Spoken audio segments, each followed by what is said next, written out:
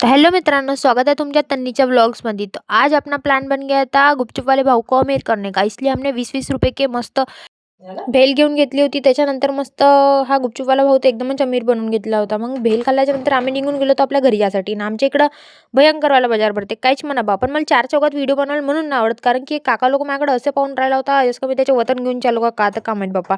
त्याच्यानंतर मग मला भाऊ घ्यायला येऊन गेला होता, मग मी चालली गेली होती आपल्या घरी। घरी जाताबरोबर आपल्याला मस्त चाय न भजे भेटले खावासाठी, काहीच म्हणा बा।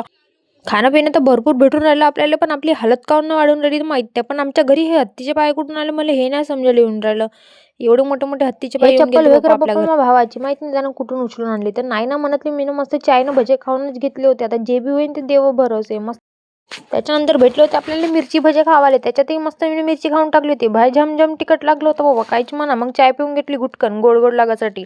आजसाठी एवढंच आहे, भेटूया नेक्स्ट व्लॉगमध्ये। आजच्या पकवान एवढंच आहे।